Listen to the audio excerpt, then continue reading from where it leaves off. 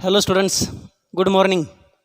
You are welcome in the Shardabai Pawar महिला महाविद्यालय शारदानगर. मी प्राध्यापक भरत शिंदे. परवाच्याच लेक्चरला म्हणजे सोमवारच्या लेक्चरमध्ये आपली ओळख झालेली आहे. सर्व केमिस्ट्री डिपार्टमेंटच्या स्टाफची तुमच्याबरोबर परवाच्याच लेक्चरला ओळख झालेली आहे. त्यावेळेला मी सांगितलं होतं की मी तुम्हाला रसायनशास्त्राचे जे मुख्यत्वे दोन भाग असतात, एकामध्ये मॅथमॅटिकल पार्ट असतो, गणितीय भाग असतो, आणि दुसऱ्यामध्ये केमिकल रिॲक्शन्स रासायनिक अभिक्रिया असतात. तर मी तुम्हाला रसायनशास्त्र म्हणजे केमिस्ट्री या विषयामध्ये मॅक्सिमम मॅथमॅटिकल पार्ट असणारे जे चॅप्टर्स आहेत, गणिती भाग असणारे जे चॅप्टर्स आहेत, ते मी तुम्हाला इयत्ता 11वीमध्ये आणि 12वीमध्येही शिकवणार आहे. तर इयत्ता 11वीचा जो आपला अभ्यासक्रम आहे, त्या अभ्यासक्रमाची आपण इथं थोडक्यामध्ये ओळख करून घेणार आहोत. एकंदरीत तुमच्या अभ्यासक्रमामध्ये 16 चॅप्टर आहेत. There R 16 chapters. 16 चॅप्टर आहेत. पैकी हे 8 चॅप्टर मी तुम्हाला शिकवणार आहे. याच्यामधला जो भाग यावर्षी महाराष्ट्र राज्य माध्यमिक व उच्च माध्यमिक शिक्षण मंडळाने डिलीट केलेला आहे, म्हणजे काढून टाकलेला आहे, तो भाग शिकवला जाणार नाही. ते विस्तृतपणे त्या वेळेला जो चॅप्टर सुरू असेल त्या वेळेला सांगितलंच जाईल.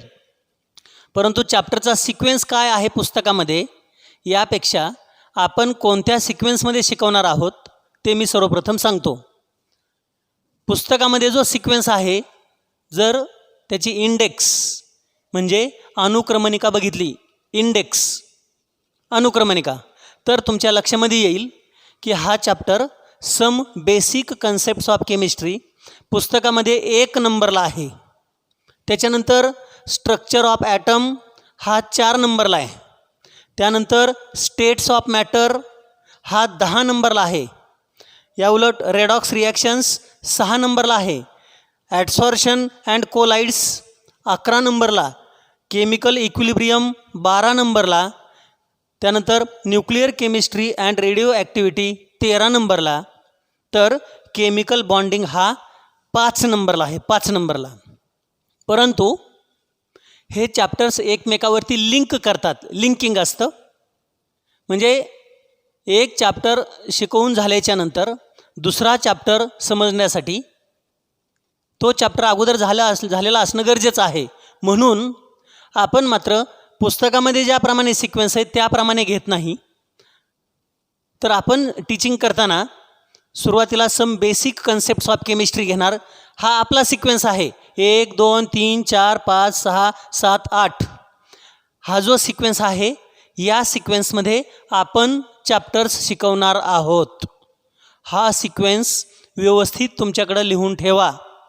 सर्वप्रथम आपण some basic concepts of chemistry हा चॅप्टर घेणार. 2 नंबरला कोणता घेणार? Structure of item. 3 नंबरला स्टेट्स ऑफ मॅटर. पुस्तकामध्ये 10 नंबरला आहे तो. पुस्तकामध्ये किती नंबरला आहे? 10. परंतु आपण तो 3 नंबरला घेणार आहोत. तो आहे स्टेट्स ऑफ मॅटर. पुस्तकामध्ये जरी 6 नंबरला असेल तरी आपण 4 नंबरला घेणार आहे रेडॉक्स रिॲक्शन्स. त्याच्यानंतर आपण घेणार ॲडसॉर्शन कोलाइड्स, नंतर केमिकल इक्विलिब्रियम, त्यानंतर nuclear chemistry and radio activity, आणि शेवटी केमिकल बॉन्डिंग. लक्षामध्ये आलं सर्वांच्या? ते व्यवस्थित बघा. हे जे नंबर्स आहेत मी एन सर्कल केले, ते गोलामध्ये काढलेले आहेत. हे नंबर्स त्या चॅप्टरचे पुस्तकामधले आहेत, इंडेक्समधले. परंतु हे जे नंबर्स आहेत, हे नंबर या सिक्वेन्समध्ये आपण चॅप्टर्स घेणार आहोत. हे सगळ्यांनी इथं नमूद करायचं आहे. या सिक्वेन्समध्ये आपण चॅप्टर्स घेणार आहोत. कोणताही चॅप्टर घेताना समजा पहिलाच जर चॅप्टर सुरू केला, some basic concepts of chemistry, यावर्षी कोविड-19चं सिच्युएशन असल्यामुळं, कोरोनाचं सिच्युएशन असल्यामुळं या पार्श्वभूमीवरती महाराष्ट्र राज्य माध्यमिक व उच्च माध्यमिक बोर्डाने परीक्षा मंडळाने प्रत्येक चॅप्टरमधला काही भाग कमी केलेला आहे, डिलीट केलेला आहे तुमच्या अभ्यासक्रमामधून. म्हणजे पुस्तकामध्ये दिसेल, पुस्तकामध्ये 10 पॉईंट दिसतील, परंतु त्या 10 पॉईंटमधले किमान 2, 3 किंवा 4 पॉईंट हे डिलीट केलेले असतात, काढून टाकलेले आहेत तुमच्या अभ्यासक्रमामधून. त्याच्यावरती तुम्हाला प्रश्न विचारले जाणार नाहीत, प्रश्न विचारले जाणार नाहीत. म्हणून इथं सुद्धा आपण टीचिंग करताना त्या त्या चॅप्टरमधला जो भाग वगळलेला आहे, वगळलेला म्हणजे डिलीट केलेला जो भाग आहे त्या भागावरती जास्त भर न देता, जास्त स्ट्रेस न देता किंवा तो न शिकवता आपण तो भाग शिकवणारच नाही. त्याच्याऐवजी जो भाग तुमच्या अभ्यासक्रमामध्ये आहे तोच भाग आपण इथं डिटेलमध्ये बघणार आहोत. म्हणजे समजा पहिला चॅप्टर सुरू केला, some basic concepts of chemistry, तर वगळलेला भाग आपण शिकवणार नाही. त्याच्या उलट फक्त चॅप्टरमध्ये जो भाग शिकवायचा आहे तेवढाच शिकवला जाईल. असंच प्रत्येक चॅप्टरमध्ये असेल. जेवढा भाग वगळलेला आहे, certain part they have deleted, that part we are not teaching, and the part which is important from the point of your examination, that part we are covering in these lectures. So that is about the sequence of chapter and the syllabus. Now, unit test. आता आपलं teaching सुरू झाल्याच्या नंतर साधारणपणे 1.5 महिन्यामध्ये किंवा 2 महिन्यामध्ये प्रथम घटक चाचणी येईल. Unit test 1. प्रथम घटक चाचणी युनिट टेस्ट 1 ही साधारणपणे कधी येईल मी सांगितलं, तर आपलं टीचिंग सुरू झाल्याच्या नंतर साधारणपणे 1.5 महिन्यामध्ये 45 दिवस ते 50 दिवसाच्या नंतर युनिट टेस्ट 1 असेल. तर ती युनिट टेस्ट होईपर्यंत आपला हा चॅप्टर पूर्ण शिकवून झालेला असेल. त्याच्यानंतर हा चॅप्टर अर्धा झालेला असेल, किमान अर्धा. तर त्यावेळेला परीक्षा या 2 चॅप्टरवरती घ्यायची, 1.5 चॅप्टरवरती घ्यायची का एका चॅप्टरवरती घ्यायची, हे तुम्हाला त्या वेळेला सांगितलं जाईल. जास्त गोंधळून जायचं नाही. जर सिलेबस कमीच झाला, एकच चॅप्टर शिकवून झाला, तर एवढ्या एकाच चॅप्टरवरती सुद्धा घटक चाचणी क्रमांक 1 होऊ शकते. किंवा याच्यातला काही भाग झाला त्यावेळेला आपण फीडबॅक घेऊया, तुम्हाला विचारलं जाईल किती चॅप्टर ठेवायचे, आणि मग त्याच्यावरती अवलंबून आपण घटक चाचणी क्रमांक 1ची परीक्षा घेणार आहोत. साधारणपणे पहिले 4 चॅप्टर, हे जे पहिले 4 चॅप्टर आहेत इथपर्यंत सेमिस्टर फर्स्ट म्हणजे काय, प्रथम सत्र. पहिल्या सत्रामध्ये आपल्याला साधारणपणे एवढे पहिले 4 चॅप्टर्स कव्हर होणं गरजेचं आहे. त्याच्यावरती आपली पहिली 6माही परीक्षा असेल. आणि राहिलेले 4 चॅप्टर्स हे सेमिस्टर सेकंड सेमिस्टरमध्ये कव्हर होऊन त्याच्यावरती वार्षिक परीक्षा असेल. अशा प्रकारे आपण नियोजन करण्याचा प्रयत्न करणार आहोत. त्यानंतर सर्वांसाठी महत्त्वाची एक सूचना सांगतोय. पुस्तकं घेऊन लगेच नोट्स काढणं ते समजत नाही असं म्हणून पुन्हा काहीतरी त्रास करून घेणं, असं कोणीही करू नका. पुस्तकं घ्यायची सध्या बिलकुल गडबड करू नका. कारण का, तर आम्ही तुम्हाला नोट्स देणार आहोत. नोट्स आम्ही तुम्हाला देणार आहोत. तुमच्या ग्रुपवरती नोट्स येतील त्या चॅप्टरच्या. तेवढ्या नोट्स जरी केल्या तरी मोर दॅन सफिशियंट. तेवढाच भाग सध्या करा, आम्ही तुम्हाला नोट्स देणार आहोत. त्यामुळं पुस्तकं घेऊन घाईगडबडीमध्ये पुस्तकामधलं परत लँग्वेज कळत नाही आणि मग आपल्याला सायन्स जमत नाही का काय असं वाटायला लागतं. म्हणून तशी गडबड करू नका. आम्ही तुम्हाला नोट्स देणार आहोत. यथावकाश 15-20 दिवसांनी, एखाद्या महिन्याने पुन्हा तुम्ही पुस्तकं घ्या, पुस्तकामधून जास्त अभ्यास करा, चालेल. परंतु सुरुवातीला घाबरून जाऊ नका. मीडियम बदललेलं असतं.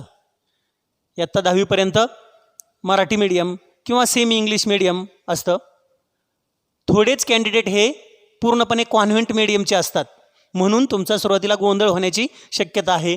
त्यामुळे अतिशय महत्त्वाचं मी सांगतो आहे की लगेच पुस्तकामधून हार्ड लँग्वेज वाचण्याच्या भानगडीमध्ये पडू नका. त्याचा तुम्हाला लवकर समजणार नाही आणि मग आपल्याला कन्फ्युजन होऊन जातं. आपलं काही चुकलं की काय असं वाटायला लागतं. त्यामुळं गडबड करू नका.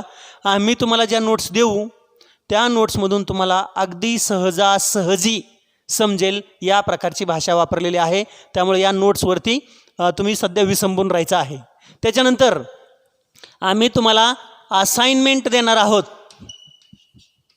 असाइनमेंट म्हणजे काय लक्षात येतं का? काय असतं असाइनमेंट म्हणजे?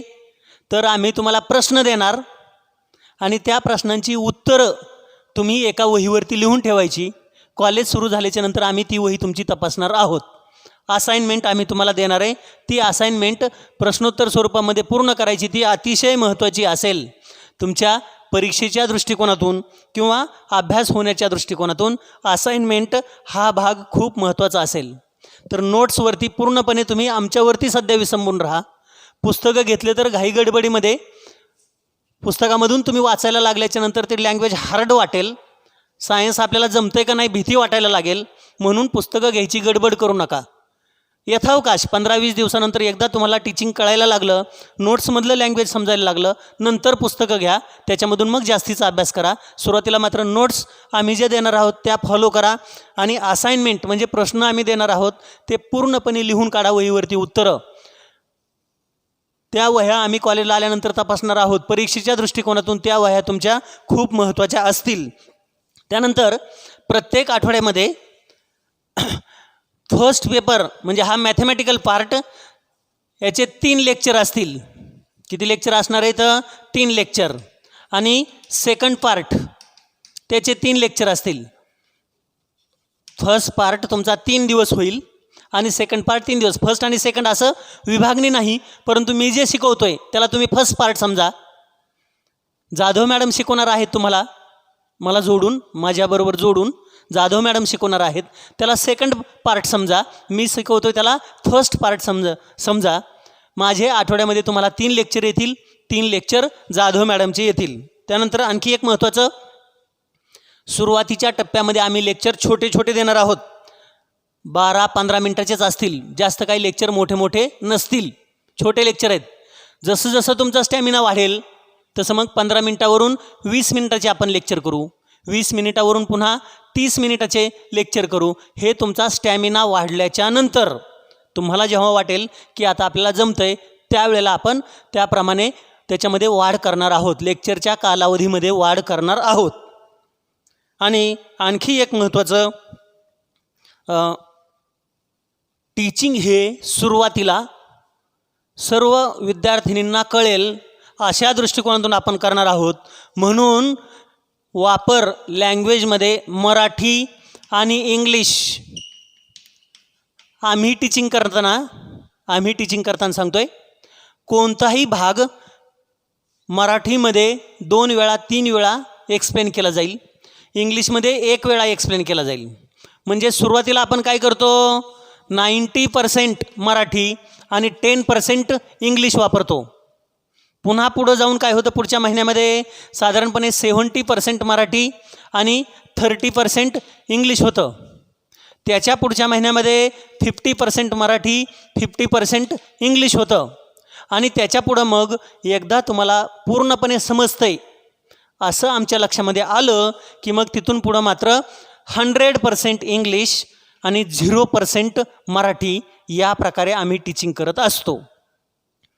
At start we are using Marathi up to 90% and English only for 10%.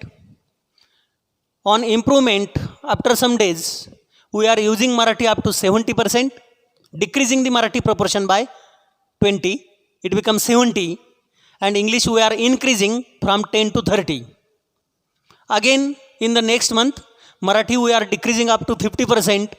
English we are increasing up to 50%. 10 to 50 increase. Use of English we are increasing and the use of Marathi we are decreasing. And finally, once if I will come to know that you are able to understand all concepts in English. At that time I am using 100% English and 0% Marathi. So that is there about our introduction of the syllabus. Next lecture onwards we will be starting with the first chapter of first chapter of chemistry. The name of chapter is Some Basic Concepts of Chemistry. Thank you.